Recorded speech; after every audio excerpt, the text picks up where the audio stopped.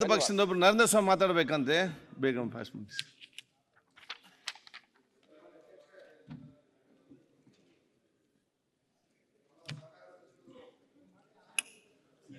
ಸಹಕಾರಿ ಕ್ಷೇತ್ರದಲ್ಲಿ ರಂಗನಾಥ್ ಮೀಸಲಾತಿಯನ್ನ ಅಳವಡಿಸುವಂತ ವಿಧೇಯಕವನ್ನು ಇಂದು ಮಂಡಿಸಿರ್ತಕ್ಕಂಥದ್ದು ಬಾಬಾ ಸಾಹೇಬ್ ಅಂಬೇಡ್ಕರ್ ಅವರಿಗೆ ಅತ್ಯಂತ ಹೆಚ್ಚಿನ ಗೌರವನ ತರ್ತಕ್ಕಂಥ ಸಂವಿಧಾನದ ಮೂಲ ಆಶಯದ ನಮ್ಮ ಹಕ್ಕು. ಈ ವಿಚಾರದಲ್ಲಿ ನಮ್ಮ ಸರ್ಕಾರ, ಸನ್ಮಾನ್ಯ ಸಿದ್ದರಾಮಯ್ಯನವರ ನೇತೃತ್ವದ ಸರ್ಕಾರ ಸರ್ವರಿಗೂ ಸಮಪಾಲು ಸಮಬಾಳು ಅನ್ನುವಂಥ ವಿಚಾರದಲ್ಲಿ ಪ್ರತಿ ಕ್ಷೇತ್ರದಲ್ಲಿ ಹೆಮ್ಮೆಯಿಂದ ಹೇಳ್ತೇನೆ, ಮೀಸಲಾತಿ ಯಾರ ಭಿಕ್ಷೆಯೂ ಅಲ್ಲ. ಅಲ್ಲ, ಈಗ ಬಿಲ್ ಬಗ್ಗೆ ಮಾತಾಡಿ. ಆ ಬಿಲ್ ಅಲ್ಲಿ ಮೀಸಲಾತಿ ಬೇಕಂತ ಹೇಳುದಲ್ಲ ನೀವು? ಹೌದು, ಅಷ್ಟೇ, ಮುಗೀತಲ್ಲ.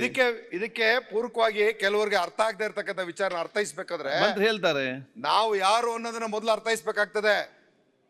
ಇವತ್ತು ಸಹಕಾರಿ ಕ್ಷೇತ್ರದಲ್ಲಿ ಸಚಿವರು ಕೂಡ ಸಹಕಾರಿನೇ, ನಮ್ಮ GT ದೇವೇಗೌಡರು ಸಹಕಾರಿಗಳೇ. KMF ಅಲ್ಲಿ ಎಷ್ಟು ಜನ ಇದ್ದಾರೆ ಸ್ವಾಮಿ? ಶೆಡ್ಯೂಲ್ ಕಾಸ್ಟ್ನವರು ಅಪೆಕ್ಸ್ ಬ್ಯಾಂಕ್ ಅಲ್ಲಿ ಎಷ್ಟು ಜನ ಇದ್ದಾರೆ? ಇವರ ಮಹಾಮಂಡಲಗಳಲ್ಲಿ ಎಷ್ಟು ಜನ ಇದ್ದಾರೆ?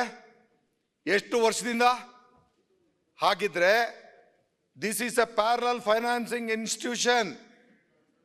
ಇದರಲ್ಲಿ ಮೀಸಲಾತಿಯ ವ್ಯಕ್ತಿಗಳಿಗೆ ಅವಕಾಶ ಯಾಕೆ ಕೊಡಬಾರ್ದು ಅನ್ನೋಂಥದ್ದು ಇವತ್ತು ಬಿಲ್ನಿಂದ. ಇವತ್ತು ಒಂದು ವಿಚಾರವನ್ನು ನಾನು ತಮ್ಮ ಮುಂದೆ ಹೇಳ್ತೇನೆ. ನನಗೆ ಮೀಸಲು ಕ್ಷೇತ್ರ ಇರಲಿಲ್ಲ ಅಂದಿದ್ರೆ ಈ ಸದನಕ್ಕೆ ಬರ್ತಿರಲಿಲ್ಲ ಅಧ್ಯಕ್ಷ. ಮೀಸಲಾತಿ ಅನ್ನೋದನ್ನು ಕೊಡಲಿಲ್ಲ ಅಂದಿದ್ರೆ ಉದ್ಯೋಗಿಗಳು ಇರ್ತಿರಲಿಲ್ಲ. ಈ ಸಮಾಜದಲ್ಲಿ ಸಮಾಜ ನಿರ್ಮಾಣ ಮಾಡಬೇಕು ಅಂತ ಅಂದು ಬಸವಣ್ಣವ್ರು ಹೇಳಿದ್ರು. ಆ ಬಸವಣ್ಣವರ ತತ್ವವನ್ನು ಪಾಲಿಸ್ತಕ್ಕಂಥ ಜವಾಬ್ದಾರಿ ಹೊತ್ತವರು ಕೂಡ ಇದನ್ನ ವಿರೋಧ ಮಾಡ್ತಾರೆ ಅಂದ್ರೆ ಬಹಳ ನೋವು ಉಂಟಾಗ್ತದೆ ಅಧ್ಯಕ್ಷ. ಇವತ್ತಿನ ವಿಚಾರದಲ್ಲಿ ಯಾರನ್ನು ದ್ವೇಷ ಮಾಡೋದು, ವಿರೋಧ ಮಾಡೋದಲ್ಲ. ಅವರು ಸದನವನ್ನ ನಾವು ರಿಸರ್ವೇಶನ್ ವಿರೋಧ ಮಾಡಂಗಿಲ್ರಿ. ನೀವು ಸುಮ್ಮನೆ ವಿರೋಧಿ ಅಲ್ಲ, ನಾವು ಮೀಸಲಾತಿ ರಿಸರ್ವೇಶನ್ ವಿರೋಧ ಮಾಡಂಗಿಲ್ಲ. ರಿಸರ್ವೇಶನ್ ಪರವಾಗಿ ಹೇಳ್ತೀವಿ. ನಿಮ್ಮನ್ನು ಬೆಂಬಲಿಸೇ ಮಾತಾಡ್ತಾರೆ. ನಿಮ್ಮನ್ನು ಬೆಂಬಲಿಸೋರು ಮಾತಾಡುದಲ್ಲ. ನೀವು ಅದನ್ನ ಕೇಂದ್ರ ಸಚಿವರಾಗಿದ್ದವರು ಮೀಸಲಾತಿ ಪರನೋ ಮೀಸಲಾತಿ ಇವತ್ತು ನಮ್ಮ ಸರ್ಕಾರದ ಮೇಲೆನೆ ಅಟಲ್ ಬಿಹಾರಿ ವಾಜಪೇಯಿ ಅವರು ಪ್ರಮೋಷನ್ ದಲ್ಲಿ ಮೀಸಲಾತಿ ಕೊಟ್ಟಂತವ್ರು ಯಾರಾದ್ರೂ ಇದ್ರೆ ಅಟಲ್ ಬಿಹಾರಿ ವಾಜಪೇಯಿ ಅವರು. ಇವತ್ತು ಕರ್ನಾಟಕದಲ್ಲಿ ಮೀಸಲಾತಿ ಹೆಚ್ಚಳ ಮಾಡಿದಂತವ್ರು ಸನ್ಮಾನ್ಯ ಬಸವರಾಜ ಬೊಮ್ಮಾಯಿ ಅವರು.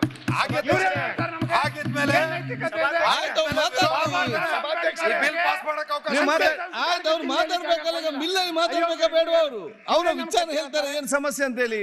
ಬಸಂತಪ್ಪ ನೀವ್ಯಾಕಾಗ ಎದ್ದು ನಿಲ್ತೀರಿ? ಸನ್ಮಾನ್ಯ ಅಧ್ಯಕ್ಷೆ, ಅವ್ರು ಎದ್ದಾಗ ನಿಮ್ಗೆ ಏನಾಗ್ತದೆ? ಸ್ವಿಚ್ ಅವರ ಕೈಯಲ್ಲಿದೆ. ನಿಮ್ಗೆ ಯಾರಲ್ಲೂ ನಾನು ನರೇಂದ್ರ ಸ್ವಾಮಿ ಅವರೇ ಒಂದೇ ನಿಮಿಷ ನೋಡಿ.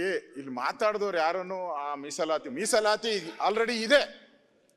ಕೋಆಪರೇಟಿವ್ ಇದರಲ್ಲಿ ಮೀಸಲಾತಿ ಇದೆ. ನಾನು ಎಕ್ಸ್ಪ್ಲೈನ್ ಮಾಡ್ತೀನಿ. ಒಂದೇ ನಿಮಿಷ. ಮೀಸಲಾತಿ ಜಾಸ್ತಿ ಬೇಕಂದ್ರೆ ಇನ್ನಷ್ಟು ರಿಸರ್ವೇಶನ್ ಮಾಡಿ ನೋಡಿ. ಕಾನೂನು ತಿದ್ದುಪಡಿ ತಂದು ರಿಸರ್ವೇಶನ್ ಬೇಕಾದ್ರೆ ಮಾಡಿ.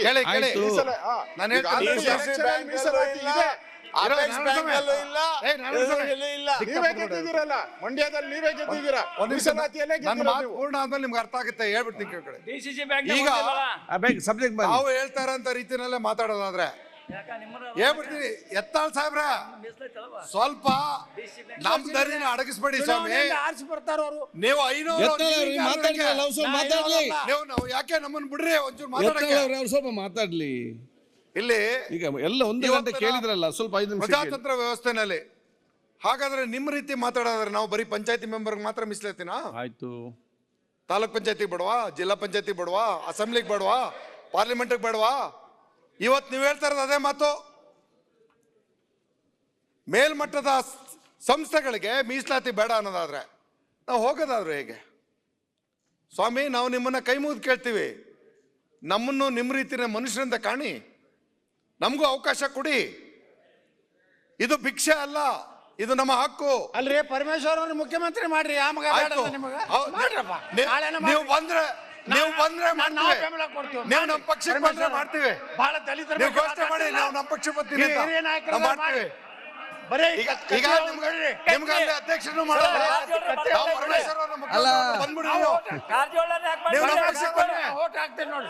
ಸಿದ್ದು ಸೌದಿ ಅವರು ಬನ್ನಿ, ನೀವು ಬನ್ನಿ. ಆಯ್ತು ಆಯ್ತು ಎತ್ತ ಈ ಸದಸ್ಯ ಹೇಳ್ತೇನೆ ಜಿ ಪರಮೇಶ್ವರ್ ಪರವಾಗಿ ಎತ್ತ ಕೂತ್ಕೊಳ್ಳಿ ಈಗ ನೀವು ತಮ್ಮಿದೆ ನಿಮಗೆ ಕಾಂಗ್ರೆಸ್ ಅವನಿಗೆ ನಾವು ಮಲ್ಲಿಕಾರ್ಜುನ ಖರ್ಗೆ ಅವ್ರನ್ನ ಪ್ರಧಾನಿ ಮಾಡಕ್ ಕೊಟ್ಟಿದ್ದೀವಿ. ಈ ವಿಷಯದಲ್ಲಿ ನಾವೆಲ್ಲ ನೀವು ಬರೀ ಮುಖ್ಯಮಂತ್ರಿ ಆಗ್ತಿದ್ದೀರಿ.